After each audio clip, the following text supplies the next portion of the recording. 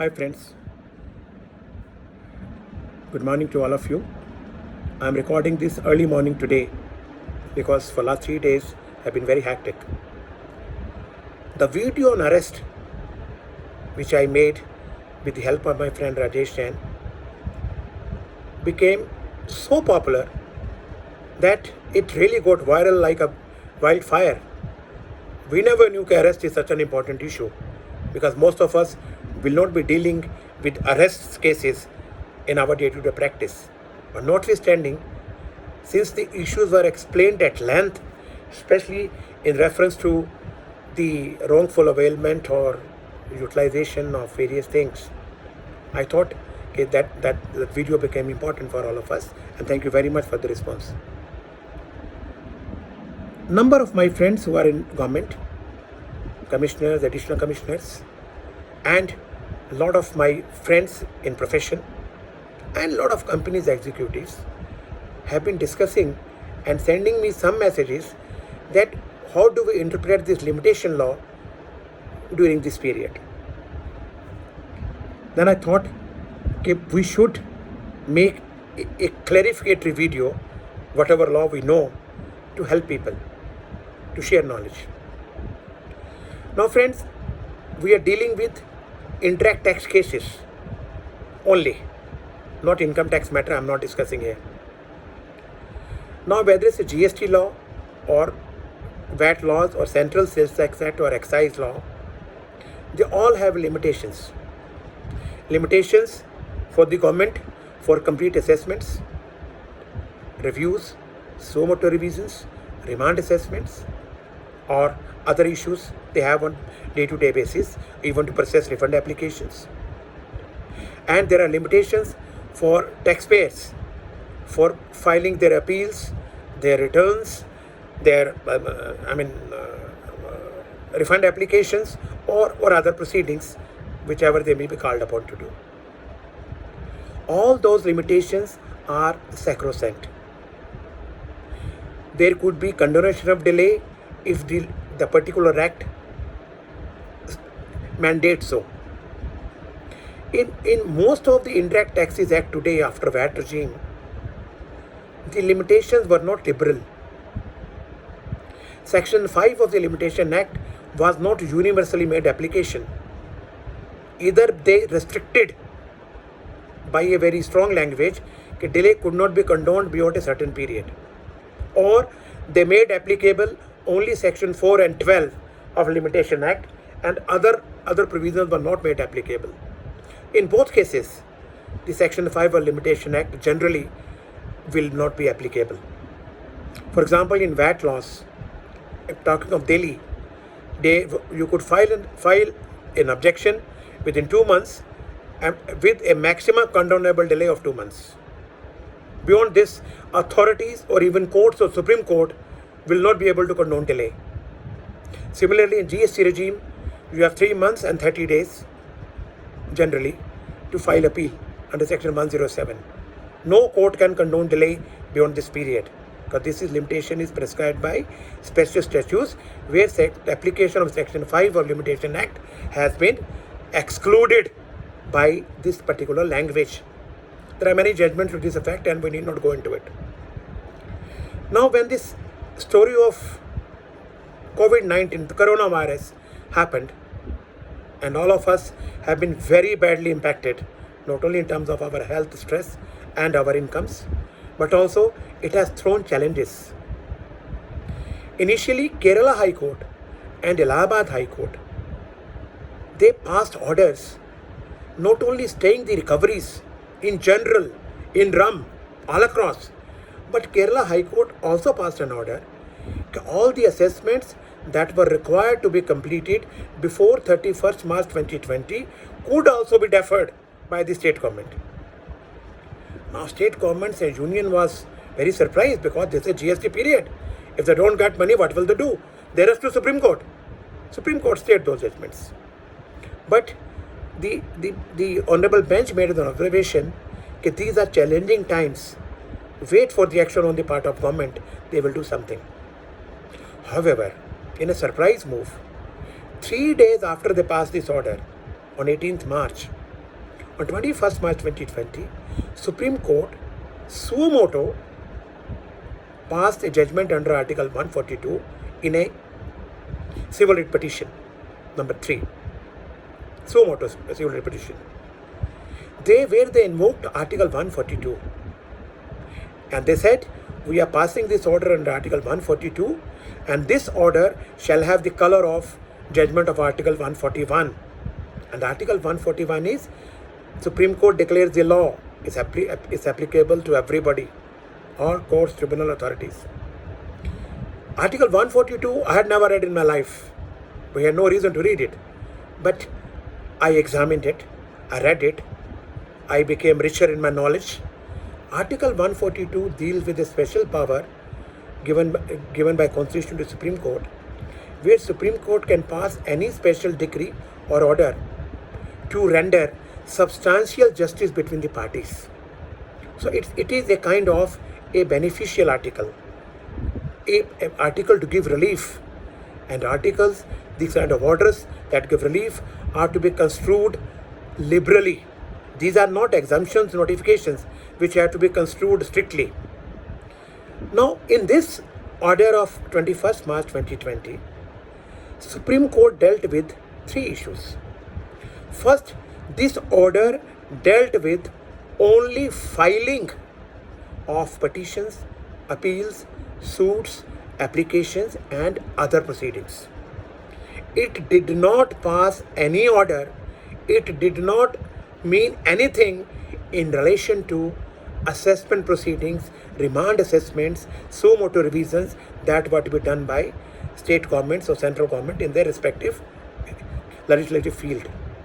So many people in the government, especially the friends I have, or wherever I lecture in the departments, they have a feeling that this extended assessment, these kind of proceedings also, the answer is no, a big no. This order was only to help the litigants. Now, litigant could be government, litigant could be private. So if government was to file an appeal which gets covered in this particular judgment, they will also get relief. But it was not where powers were to be exercised to complete the things in a particular time. After this, Supreme Court passed 4 more judgments. Those judgments were in relation to check bouncing, summon, arbitration proceedings, and we as tax lawyers, I don't think we are really concerned much with this. Therefore, I am not coming into this. Now, subsequent to this order, Supreme Court passed a judgment, a very serious judgment, in the case of S. Kasi versus Union of India in April 20, where a single judge of Madras High Court extended the limitation for filing a charge sheet beyond 60 days, and the accused were denied bail. Accused approached Supreme Court directly.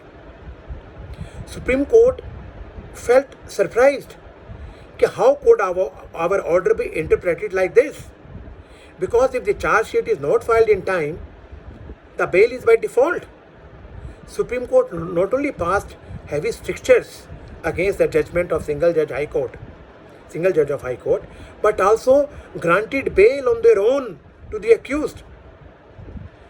This judgment set the ball rolling that this particular judgment under Article 142 to be operative under Article 141 of 21st March 2020, effective 15th March 2020, was not applicable where statutory powers were to be exercised to do things required by the particular enactment within limitation period. Therefore, the view which few people hold still today, that the assessments could be completed now, which were to be completed at the statutory limit by 31st March 2020, they are living in a fool's paradise. They cannot do it, it's time barred. Similarly, if any remand assessments were to be done, where the period was prescribed under a particular enactment, the Supreme Court judgment will not extend that limitation. Similarly, suo moto revision powers, if they were to be done within a particular period and the period expired, this is time barred. Now the Commissioner cannot say, oh, there is Supreme Court judgments while my period stand extending. No, it is for the litigants and only for the purpose of, my dear friends, filing. Filing what? filing suits, appeals, petitions, application, oblique other proceedings. On these other proceedings, myself and my dear friend Rajesh Jain, we had a lot of debate, friends. A lot of means a lot of time we spent on this. We went through various principles of interpretation, and we came to a unanimous conclusion that these other proceedings will take color from the four words used earlier: petitions, applications, suits, appeals. Therefore, by application of principle of justum generis, the proceedings have to be in relations of these four particular filings, not otherwise. So if there were other proceedings to be done in relation to these four acts, the judgment will be applicable. So please note. Now the other issue was that this judgment shall have application from cause of action that arose on 15th March or thereafter. So if limitation expired before 15th March, well, delay cannot be condoned. Many people miss this line. I know a few of my senior colleagues also have missed this line of interpretation. Supreme Court in the last order even clarified this law. So in other words, if on 15th March, if the statute said limitation was 60 days, on 15th March, 59 days had been completed. 59 days. You were left with 1 day. Then this entire period during which this original order of Supreme Court of 21st March 2020 subsists, this shall be excluded. Now supposing this order is finally concludes on 31st December 2020, then you will have still 1 day after 2020 to file limitation, and this period shall be excluded. Of course, you will have to make an application for getting this delay condoned. Now friends, there is another issue. Okay, if wherever laws require a deposit to be made with filing of appeal, can we say that this order also extends that period also? Well, there cannot be any other interpretation except to say yes. Because for the purpose of filing of appeal, where this judgment is applicable, if with filing of appeal there is a pre-deposit, like GST, wage under section 107 dealing with appeals, we have to deposit 10% without fail for filing the appeal. In that case, the period for pre-deposit, in my view, shall also get extended, and you can get the period extended and deposit money. However, few people also ask me, can they charge interest for late deposit? The answer is no. There is no provision in any enactment to charge interest for late deposit or pre-deposit, unless the court orders by way of cost or a compensation. But there has to be a court order. There is no order like this at present. So therefore, friend, if your GST appeals or VAT enactments or CST appeals were late, where in any part of the country there was a pre-deposit to be made, and if this judgment is applicable to you, the pre-deposit periods also should get extended. But again, you should file an application for condonation of delay. This period is to be excluded automatically. Now, the other question people ask me, if the law is like this, delay beyond this period, a particular period, cannot be condoned. For example, GST law. You get time of 3 months to file appeal, and the maximum delay that can be condoned is 1 month or 30 days, whatever the period is written. Then, beyond 30-day delay cannot be condoned. But this judgment says whether the delay was condonable or not. Therefore, this judgment will help you to extend that delay. That is, if you had not filed appeal within 100 days, you still had 20 days left to apply for condonation. So, in my view, this entire period shall stand excluded, though there is no cause to worry. The other question is, Can assessments be done now? The answer is no. If the state governments, like central government notification of 20 March 2020, where they extended various compliance or assessment periods under income tax and GST law by one notification, by applying the force majeure clauses, especially in GST by section 168, if there is no such ordinance or amendment in the VAT enactments or CST enactment or any other such enactment where limitations are prescribed, then those cases have become time barred. No assessments can be made.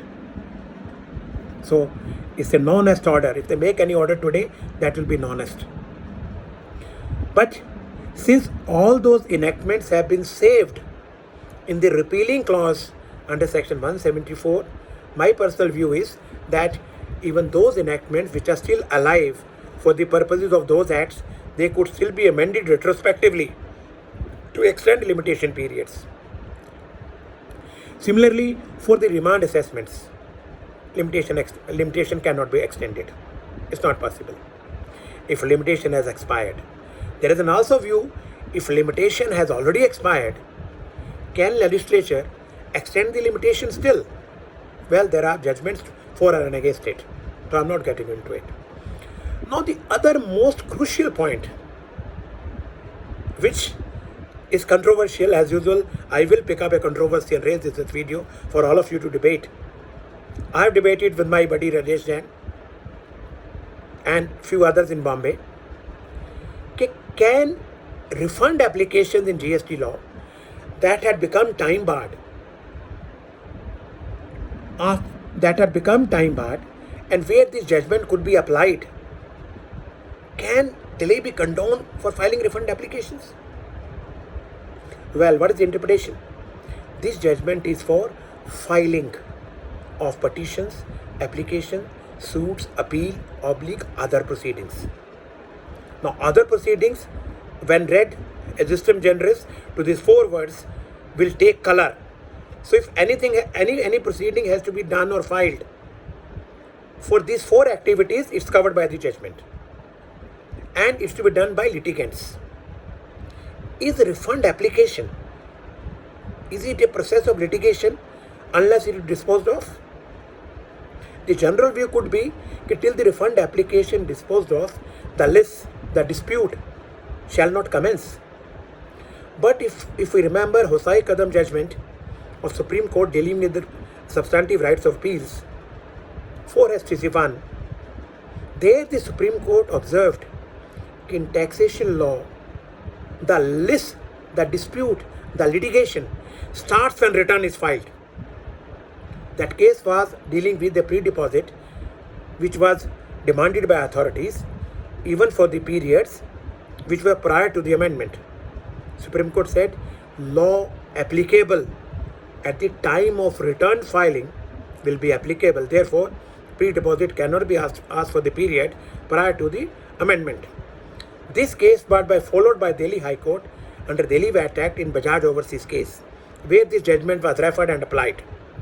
So if my list starts with filing of return, do I not become litigant?